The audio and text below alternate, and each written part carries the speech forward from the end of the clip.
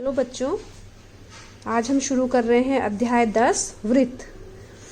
वृत्त की परिभाषा है कि वृत्त किसको कहते हैं। वृत्त एक निश्चित बिंदु से समान दूरी पर स्थित बिंदुओं का बिंदुपथ होता है। ठीक है, जैसे मान लो हमने एक यहाँ पर ये वृत्त, यहाँ पर हमने एक वृत्त बनाया है। ये वृत्त बनाया हमने। ठीक है, ये वृत्त बनाया तो ये एक निश्चित बिंदु है। ओ क्या है? इसका निश्चित बिंदु है। ये इसका क्या कहलाता है? केंद्र। ओ है केंद्र।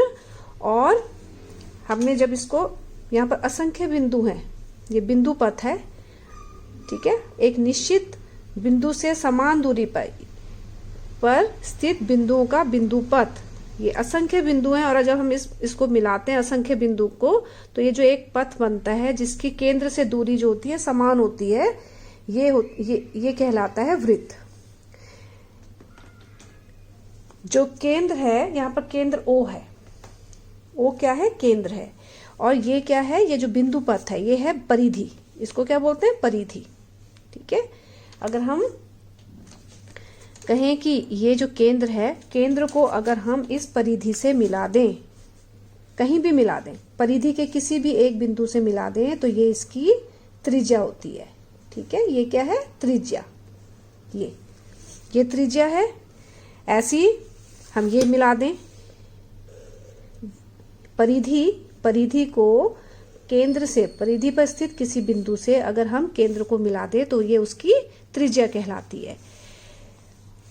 ऐसे हम असंख्य त्रिज्याएं खींच सकते हैं। ये क्या है? सारी त्रिज्याएं हैं। ये त्रिज्या है, ये केंद्र से हमने ये खींची, ये त्रिज्या हो गई। ये सारी क्या है? त्रिज्या है। ये त्रिज्या है। ठीक है, ये सारी, ये भी त्रिज्या है, ये त्रिज्या है।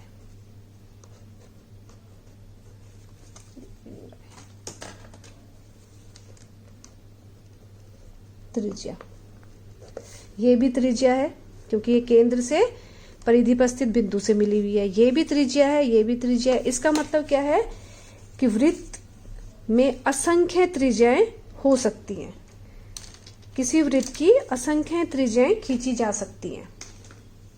और ये जो त्रिज्याएं होंगी सब लंबाई में बराबर होंगी, क्योंकि सब क्या है? इनकी केंद्र से दूरी समान है, तो ये जो त्रिज्या होंगी ये समान होंगी। ठीक है, अब आगे आ जाओ। वृत्त के उदाहरण हैं, जैसे आपने अपने आसपास देखा होगा, बटन है, घड़ी है, सीढ़ी है, पहिया है, सिक्का है, चाहे 5 रुपए का सिक्का, 10 का सिक्का, जितने भी सिक्के हैं गोल, वो क्या हैं? वृत्त के उदाहरण हैं। अब आगे है बच्चों अभ्यंतर और बहिर्भाग। त्रिभुज के 2 भाग होते हैं। अभ्यंतर जैसे मतलब अंदर का भाग, और बहिर मतलब बाहर का भाग। अब जैसे कोई पूछेंगे कि ओ जो है यानी केंद्र, वृत्त का केंद्र वृत्त के अभ्यंतर में स्थित होता है कि बहिर्भाग में, तो वृत्त का केंद्र अभ्यंतर में स्थित होता है, अंदर, वृत्त के अंदर। ठीक है, और बहिर मतलब वृत्त के बाहर। आगे आ जाओ, यह है जीवा। जीवा किसे कहते हैं? जीवा बच्चों, अगर हम वृत्त की परिधि पर स्थित बिंदुओं को एक बिंदु से शुरू करके दूसरे बिंदु पर मिला दें तो वो उसकी जीवा होती है। जैसे ये परिधि पर के एक बिंदु से परिधि के दूसरे बिंदु को हम मिला दें तो ये जीवा होती है। ये सब जीवा है। अगर हम यहाँ पर एक बिंदु है, एक बिंदु यहाँ है, अगर हम इनको मिला देते हैं तो ये क्या है? जीवा है। ये किसी भी 2 बिंदुओं को, परिधि पर स्थित 2 बिंदुओं को अगर हम मिला दें, यहाँ से शुरू किया और इसमें मिला दिया, तो क्या हो गया? ये जीवा हो गई। और ऐसी बहुत सारी जीवा हो सकती है। ये देखो, ये जीवा है, ये भी जीवा है। सबसे बड़ी जीवा अगर हम केंद्र से गुजारे, केंद्र से होती जाए, तो ये क्या है? वृत्त का व्यास भी है। और सबसे बड़ी जीवा जो होती है वो वृत्त का व्यास होती है। तो सबसे बड़ी जीवा कौन सी होगी? सबसे बड़ी जीवा वृत्त का व्यास होता है, व्यास होती है। सबसे बड़ी जीवा क्या होती है? वृत्त का व्यास। और ये जो वृत्त से जाने वाली जो जीवा होती है इसको व्यास भी बोलते हैं। व्यास क्या है? व्यास और त्रिज्या में क्या संबंध है? व्यास जो होता है त्रिज्या का दुगना होता है। ठीक है, अगर त्रिज्या को हम दुगना कर दें तो वो वृत्त का व्यास कहलाती है। अब आ जाओ, यानी व्यास और त्रिज्या में क्या संबंध है? व्यास बराबर है 2 गुना त्रिज्या। अब है दीर्घ चाप और लघु चाप। हमने ये वृत्त बनाया है। चाप मतलब जैसे आपने ये खींचा, हमने वृत्त बनाया, तो ये जो ये है पी बी, ये वाला, ये जो चाप है पी बी, ये लघु चाप है, छोटा चाप दिख रहा है ना, यहां से यहां तक ये जो है पी बी, ये छोटा चाप है, और पी सी बी ये दीर्घ चाप है।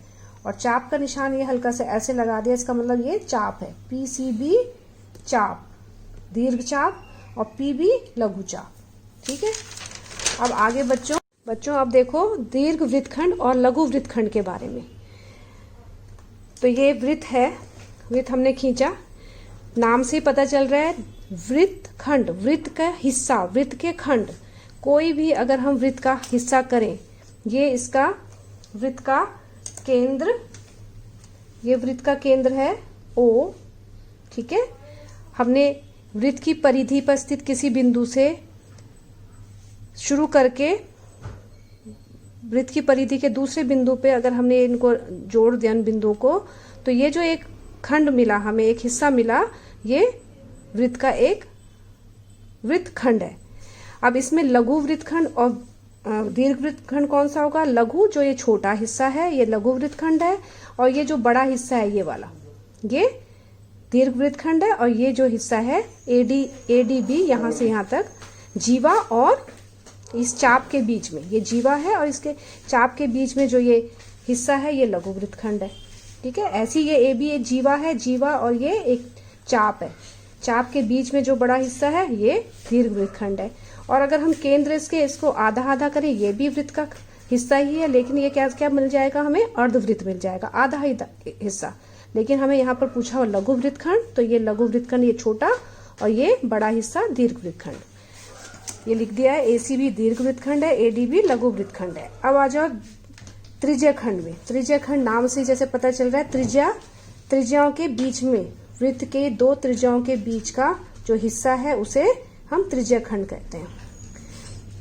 इसमें भी अगर हम इसको बिल्कुल यहाँ से यहाँ बिल्कुल केंद्र से होते हुए जाए, ये भी त्रिज्या है वो, लेकिन वो उससे भी अर्धवृत्त बनेगा। ठीक, लेकिन अगर हम यहाँ से ये कोई भी 2 त्रिज्या लें और उनके बीच ये जो छोटा वाला हिस्सा है ये लघु त्रिज्या खंड है। ठीक है, इसमें भी क्या है? ये 2 त्रिज्या और एक चाप, इनके बीच ये जो खंड मिला हमें ये लघु त्रिज्या खंड।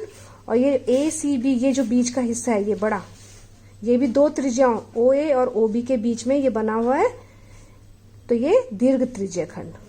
OAB ये छोटा लघु त्रिज्या खंड, ACB दीर्घ त्रिज्या खंड। ओके बच्चों।